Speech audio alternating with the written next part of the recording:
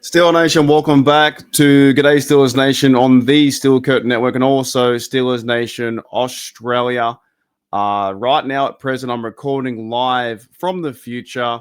Just minutes. The game is not even over yet. They're right now in the 2-minute warning. I thought, why not get my just overall reaction to the game and try and not swear as best I can. And the reason why I'm doing the podcast right now, straight after the game, is I saw something that absolutely blows my mind. Now, the Buffalo Bills, and on the TV screen when it came up, this is the most amount of yards that the Pittsburgh Steelers in Heinz Field have ever allowed in that stadium. Let that sink in for a little minute. And yes, there are many other problems that are really bad with this team. And at the half, it was 7-3. The offense is struggling. We're going to get into all that kind of stuff in terms of Rodgers and the running game and, the missing pieces and some of the injuries and some of the lack of play and lack of physicality and just not wanting to be there. And I understand for all the Fire Tomlin crowd out there, you love this day. Maybe you want the team to implode. You want the Fire Tomlin to get fired. Tomlin, it's the worst. This guy sucks. He's terrible. Get rid of him. Start fresh. And this and this. I understand it, but it doesn't really help or solve anything when we've got 5 games to go into the season. If they go and bounce back against the Ravens, you have a chance then to try and lead this division and try and win the division. But at the same time, at this point of the season, when you lose really big to the Buffalo Bills like this, and as I'm recording now, it's 2 minutes in, they got the ball possession. They have the ball and they're running down the field and they're winning 23-7. It's not a good game. It's a bad game from Tomlin. It's a bad game from the coaching staff. They're just not prepared. It's a very bad game from Rodgers and Mason Rudolph. It came for one play, threw an interception. It's a very, very bad game. And now the Steelers are going to move into 6-6. Their playoff hopes really just rely on if they can beat the Ravens twice. Beat the Ravens twice, get a sneaky win over the Browns. Maybe you win this division 9-6. Maybe you win this division 10-6. If you go and get, or 10-7, if you go and get the last 5 games or something similar. There's 5 games left, but they're not playing competitive football. They're playing pretty terrible football without me swearing. But what I want to go into first, as I'm watching the end of the game and the Buffalo Bills run the ball down the Pittsburgh Steelers' throat, I did see on the TV, it said this was the most yards allowed by a Steelers defense, most rushing yards allowed in the history of the Pittsburgh Steelers inside of Heinz Field. Heinz Field has been there since 2002, I believe. That's like 23 years. That tells you how bad it is on defense, although in the first half, the defense played pretty good. They played pretty good in terms of turning the ball over with a fumble recovery, and that turned into points, or our only points, and also with a turnover from Brendan Eccles. But if you're going to allow this team, the defense, to be on the field for over 40-something minutes, and I'm going to check the box score when it's finished because it's around 40 minutes like time possession, you're going to lose games. You're going to lose games 110%. And when I go to the stats and I go towards ESPN, and I also go towards the rushing, which is the title of my video, the most yards allowed in Pittsburgh Steelers Heinz Field history, rushing yards, is 249 right now with 1:12 to go. They might as well go and get another yard to make it 250. That is terrible. They ran the rock 51 times in a 4.9 average with 1 TD. James Cook cooked us with 32 carries, 144 yards, 4.5 average. Ray Davis, whoever the French toast that is, he carried it for 9 carries and 62 yards, 6.9 yards average. Josh Allen ran the ball for 8 carries, 38 yards, 4.8 yards average, 1 TD. Ty Johnson, whoever that is, 2 carries, 5 yards, 2.5. Overall, collectively, the Buffalo Bills, as they are, Buffalo Bills are a running animal, a big brute of an animal, could not be stopped. They ran over the Pittsburgh Steelers defense. We talk about the steel curtain. There's no way this is any resemblance of a steel curtain back in the 1970s. 70s. It's a steel fence. It's a wooden fence. It's a chain. It's a wire fence. The Buffalo Bill would run through this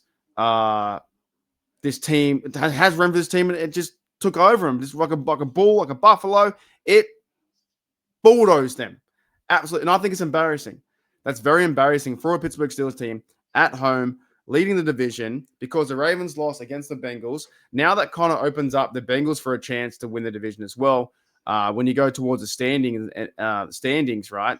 When you see that, the Bengals somehow have a chance being what a 4-win team. If the Bengals or Ravens, one was going to lose, if you can try and catch up, a 9-17 wins this, right? This has been an embarrassing performance, and I understand that everyone's going to love to go after Tomlin. And right now, my score, it should be 26-7. It's 26-7 with a minute to go. This is kneel down territory. This is get out of just go home territory. The game's over. The game's over. But how does the Pittsburgh Steelers and their defense allow this to happen? Well, I think there's many things that went into this, right?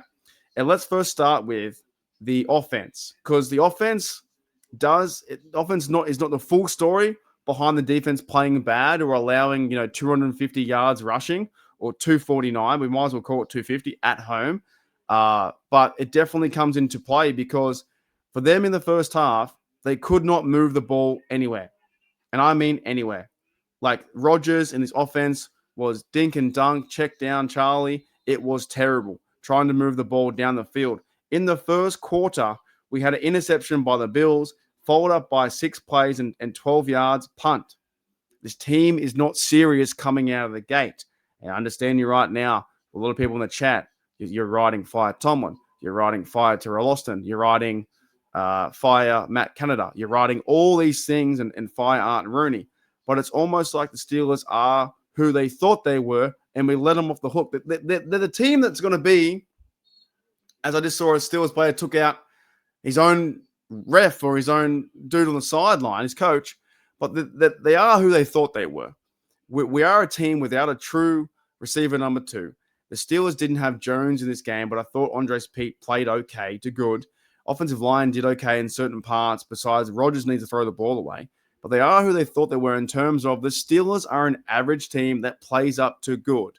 And normally in these circumstances, in these times, the Steelers will play up and verse the Bills and hit them hard.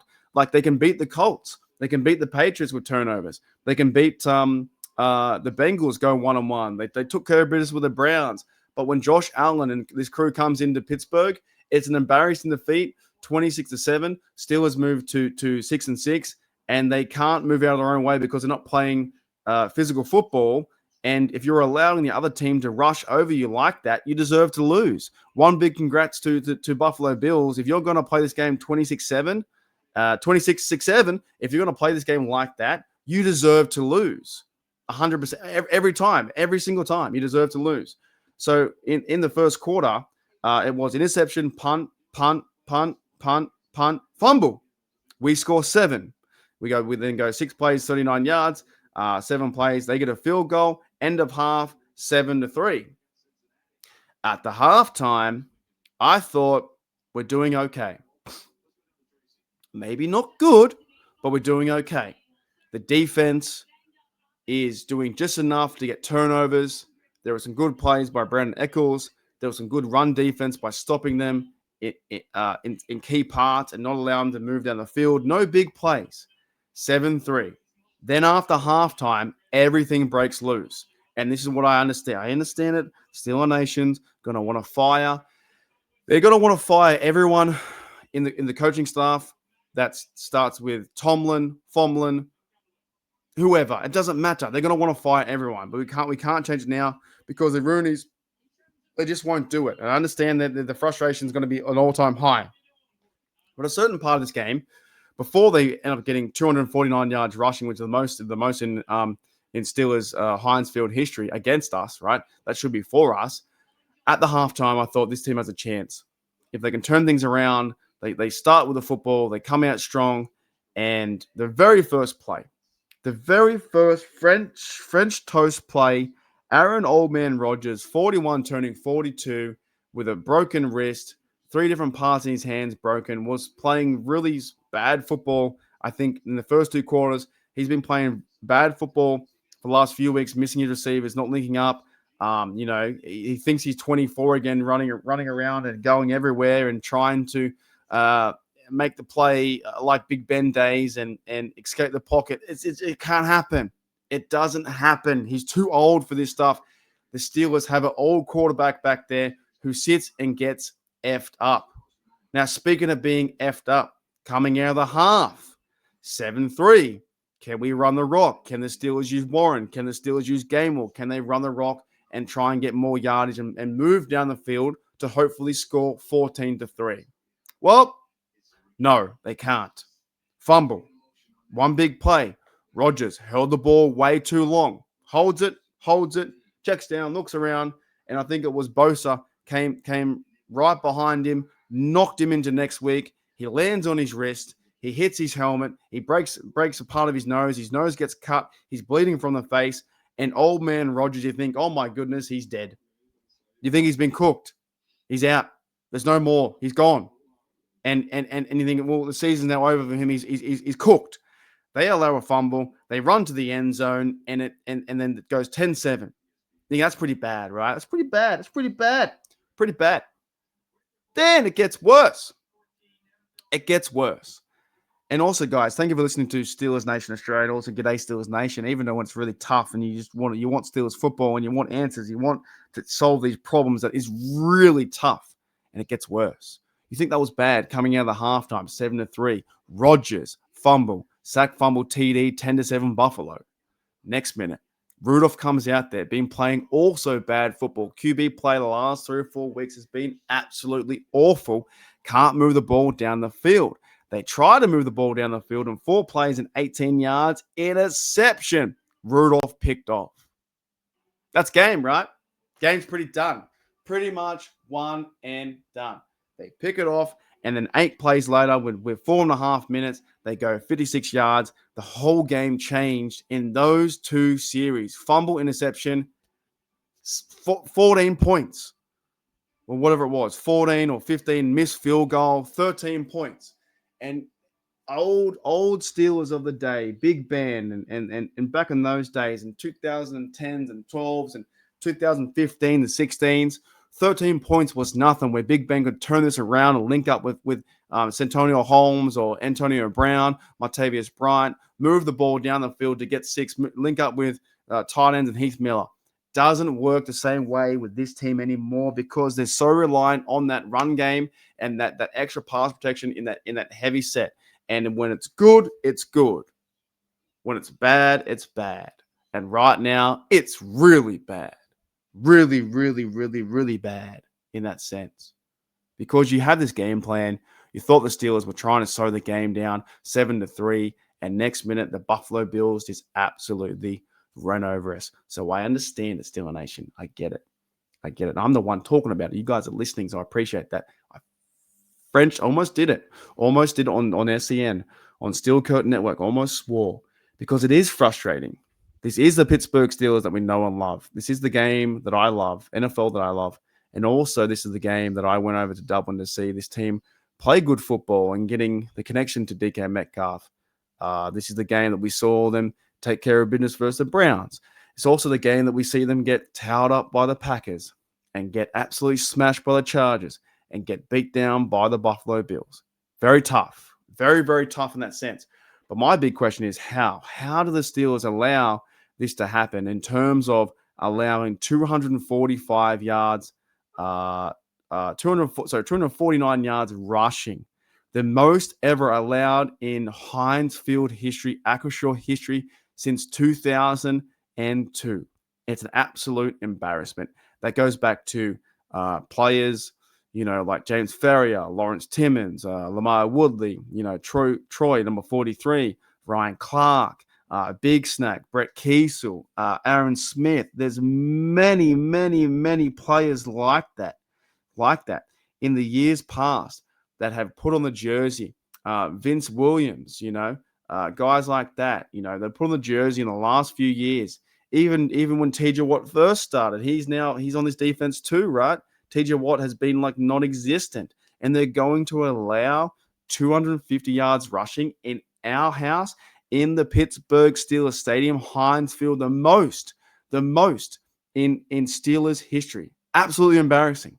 There's nothing more you can say than that. if you're a Steelers fan out there listening to this podcast, all you can really do is try and do what I do. Maybe write this down, write an email to your friend, maybe talk to your friends about this Steelers team for 10 minutes, rant about it, and try and feel better after. There's not much else we can do as Steelers fans. We're 6-6. Steelers Nation, let's go to a break here on Steel Curtain Network. And when we come back, when we come back, we'll come back. Steelers Nation, I was going to say something, but when we come back, we'll be back. Steelers Nation, I'll be back right after this break. Alrighty, Steelers Nation, welcome back to the Steel Curtain Network, and also welcome back to G'day Steelers Nation on the Steel Curtain Network and Steelers Nation Australia. I don't have anything that I can really talk about in terms of like how do we improve this team. This is the one the Steelers had to win. They needed to improve to 7-5. They're now sitting at 6-6. And while I was trying to think of like a new title, a new second part of the show, right? You could call it the collapse. The collapse was definitely huge from our Steelers. The collapse from second half has just been no game, no adjustments. And yes, you can blame Mike Tomlin, you can blame Terrell Austin, you can blame Art Rooney, you can blame whoever you want. I fully expect the internet to go after the coaching staff. I fully expect the Pittsburgh Steelers Yinzer internet to be on fire. It's going to be a fire sale. You talk about Black Friday sales. This is going to be insane. I don't think I want to read the internet this week. I don't think I want to be. I love being on YouTube. I love being a part of the Steel Curtain Network and talking football on this show. But I don't think I want to be a part of the internet. I think I might have to take a week off because this won't be fun. This won't be enjoyable to read about our team absolutely sucking and really, something to bed. It's a bad look for the team who needs to turn around, and they lost the week prior, and you're hoping that the Bears game, just losing by 3, was should have went for a field goal to win that game, and they just get outclassed. So this is the collapse of the second half, and almost maybe the collapse of this podcast. This podcast, I feel like collapsing right now. It's not good. It's not good. As much as I try and use my positive brain, my positive outlook, the team didn't play well, and they deserve to be handed critical notes. And I think they deserve to be, pushed to the fire a little minute. And then there's going to be some Steelers fans out there that, to me personally, will be very unbearable because the whole week will be about firing Tomlin. The whole week will be about firing Austin and firing these guys. It comes down to the players too. This is a bad loss.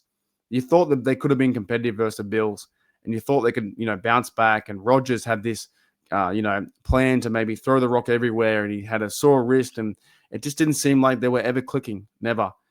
Even in the first half, they had that turnover, which got them 7 points because that was a short field. Other than that, they did one really good thing on that 2 turnovers with Eccles and Herbig made a big play. And they're non-existent. TJ Watt, non-existent. Cameron Hayward, non-existent. He was making dumb calls too, getting penalties. The team was also getting flagged for, I guess just disruption, and they were, hitting the Bills, and it was very chippy. Game was very chippy.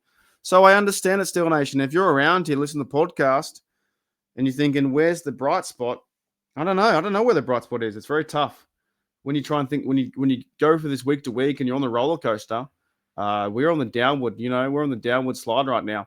And I said to the Steelers Nation last week, I didn't want to subscribe to the downward motion of the roller coaster. I really didn't want to do that. But as a fan, you jump in, you support them, you wave a terrible towel, and the next minute you're like, you're up and down on the roller coaster.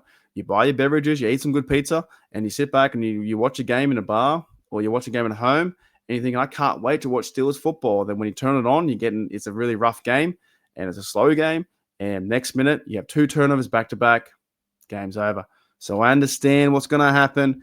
The internet is the internet. It's going to go crazy. Everyone's going to want to fire everyone. There's going to be like a big fire in the States. Fire, sale, fire this guy, fire that guy, trade this guy, trade that guy. Always happens. And I just didn't expect it to go this way because I thought they were going to bounce back and play competitive football, possibly with Rodgers coming back too. But now the question stands: what happens next? Because at this point, being 6-6, if they go on verse, I'm not saying the season's over. Now it doesn't matter that it's not over. Some would say we're going to lose regardless. We're going to go the first losing season of Tomlin's career. That could be pointed down to many things. It can be pointed down to coaching, injuries, overall drafting, and stuff like that. But they did miss, Derek Harmon today. But there's many things that go into a football team, not this one thing where they're going to say going to fire Tomlin. There's many things to it. There are times when there were missed tackles. Joey Porter could not tackle to save his life on the outside. So this is the point now with Steel Nation, and we've got the big draft coming up next year in 2026. What do they do next? Do they put Rodgers out there next week? Does Rodgers play against the Ravens and their defense going to play hardcore and rough him up? There were certain parts where I thought the Steelers defense was roughing up Josh Allen, right? What I don't understand. What happens next? Do they do it? Do they?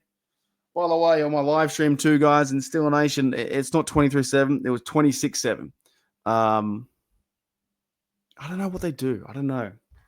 This is the one where I think for somewhat of the Fire Tomlin Nation and Tomlin Fire crowd, you can definitely tell they're at their last ends.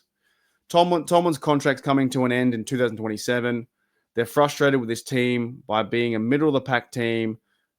They would term it mediocre team, an average team, and they're frustrated with the same results. And that can get to you after a while. For living in Pittsburgh and trying to support the team, it can overall be frustrating. And you get your hopes up. And there was a certain part in that game when we were down by 16-7. I was like, it's over. They have not looked like scoring any points. More have they looked like moving the ball down the field. They tried to, and they went for a 4th and 2, and the play call was absolutely abysmal. It was awful. So I don't mean to be too negative on this podcast, but it kind of happens when the team is played like that. And maybe you guys can vent your frustrations too if you're driving, if you're making food in the kitchen, if you're having a barbecue, if you're having, I don't know, some sherbets, you're having some pizza, or you're having some beers at nighttime. It's it's very frustrating. This team gets you because you see them run the rock last week, 182 yards, and yet they were going to allow 249 yards rushing in the stadium that is known for Steelers defense and turnovers and sacks and tackle for loss. And they just don't seem to be competitive. That could be scheme, that could be plays, that could be coaching, it could be many things. I think it's under all the one umbrella. Sometimes, you know what Steeler Nation does? Steeler Nation wants to blame the owner of the umbrella. Would be like Mike Tomlin, right? He would be the owner, the person who's holding the umbrella. Same time, we should be blaming everyone who stands under the umbrella, not just the person who holds it. And I guess the person who would hold it would be Art Rooney second. He would hold it, and then Mike Tomlin would be under that, and there'd be another under umbrella, and there'd be 2 more umbrellas with these other guys and players. But you should not just be blaming, and you can be frustrated all you want to, but you're just going to blame Mike Tomlin because he's holding the umbrella, but everyone else is under it too. Everyone else is getting rained on, bucketing down rain. Everyone's getting run over by the Bills. Bills had a great win. It's a fantastic win for the Bills to right their season back in front. And as I look around my room, in my Steelers room, and with Pittsburgh Steelers stuff everywhere, I look at February 1st, 2009, Steelers win 27-23 Cardinals, Super Bowl 43. I look at another banner, Super Bowl 40, Pittsburgh Steelers win February 5th, 2006. They win 21-10. Those are almost long gone. They're long gone. This franchise does seem like it needs an overhaul, but it's at the point, though, they probably can't do it this year. You'd have to do it next year. They're not going to rip it up and say, fire Rodgers. They're not going to rip it up and say, fire Tomlin, 5 games to go. They're not. They're going to push it aside, hopefully take accountability and say, this team was bad. We played awful. We sucked. We allowed 249 yards rushing on our team in our stadium for the first time ever, the most yards ever, and they need to push it aside and get better. They're not going to fire anyone. There's no way they fire anyone. It never happens, right? Even if I don't think I agree with that, and if you do agree to fire them, we should agree that they're not going to do it. I would be prized and shocked 1,000,000 times over if Rooney came out tomorrow or the next day or the next day or next week, or if he came out before this podcast was aired and he said, we're now moving on from Mike Tomlin. It's not going to happen. As much as the Yinzer wants it, the Yinzers of all Yinzers, they want it. They're drinking their beers. They're buying the T-shirts. They're doing this. It's just not going to happen. I think the Steelers Pittsburgh's going through the similar thing with the Pirates. I think the Penguins haven't won for a long time either, for 10 years, what 2016 or whatever it was 2015 when they won their Stanley Cup. Pittsburgh Steelers do have 6 championships. But like now, they're not playing like they should have any. They're playing bad football. There's no chance they can win a playoff game, let alone a regular season game, if they're playing like this. None. Oh my. Steeler Nation, let's get out of here. Thank you very much to G'day Steelers Nation crew. Let me know, guys, if you guys are listening to the G'day Steelers Nation on Steel Curtain Network, reach out to me on Steelers Twitter and just say hello, g'day, how's it going? We do need some positivity somehow, some way. So reach out to me on Twitter. If you want to at me, or is that what you do? You at me or X me, I don't know what you do. It's like, it's at Steelers and then OZ, at Steelers Oz. That's my Twitter or X account, at Steelers OZ.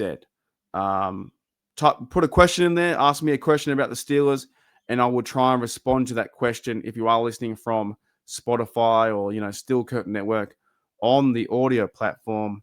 I'll try and respond as best I can, because this week it's going to be another week of, I guess, fire Tomlin, fire this guy, fire that guy.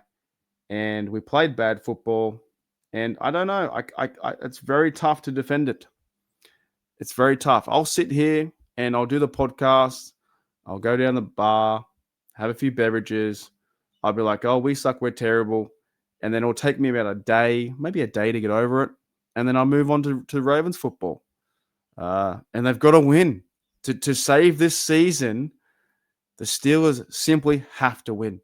They need to play competitive football for 4 quarters. You can't play in the first quarter and second quarter, get turnovers, and have a struggling offense to get 7 points, come out and get rocked. The quarterback, Rodgers, should have threw the ball away. Turnover. 4 plays to Mason Rudolph. Turnover. Can't do it. You can't win football games like that. No matter how much you try, you just can't win. So if you guys want to check me out on Twitter and send me a comment or a question, please tweet at Steelers Oz, Steelers OZ, and I'll come up and you'll see the big Steelers logo, Steeler Nation Australia logo. And I'll try and respond. It's a bad defeat, Steeler Nation. But to summarize, I think I'm pretty sure this was the most rush yards allowed in Heinz Field history, Heinz Field Acrisure history since 2002. The Buffalo Bills, and they win 26-7. But I didn't do one more thing before I end the show. The Buffalo Bills had 41 minutes, 59 seconds of time of possession. Holy dooly. 41 minutes, 59 seconds time of possession. That is absolutely insane. 249 yards rushing. They had 123 yards passing. Total drives, 8. They had 8 drives. We had 10. They had 26 first downs. The Buffalo Bills absolutely ran over us. There's nothing we can say about it. That game is one that you'll probably never watch again. If you guys are like me out there in Steeler Nation, I like to watch old games that we've won. I've rarely watched games that we lose.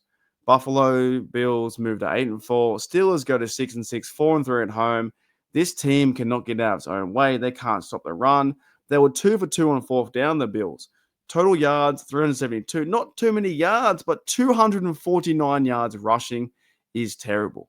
51 attempts, 4.9 yards average. You can't make that up. That's bad. That's really, really bad. 41 minutes and 59 seconds on the clock. Time possession. That means your defense got tired. That means there were injuries happening to players. TJ Watt was limping off near the end. There was many injuries. There was James Pierre went off. Like your team, if your defense is playing 41 minutes on the field, you're not going to win games. Steeler Nation, thank you very much for checking out Steelers. G'day Steelers Nation on the Steel Curtain Network and also Steelers Nation Australia. I have nothing more to say besides that was an embarrassing loss and the run game was atrocious. That's the bottom line because Stone Cold said so. Steeler Nation, I'll see you guys later. Try and have a good week. Try and have a positive week. Go out, touch grass, do some gardening, have a beverage. Try as best you can have a positive week. That was very tough. I'll see you guys later.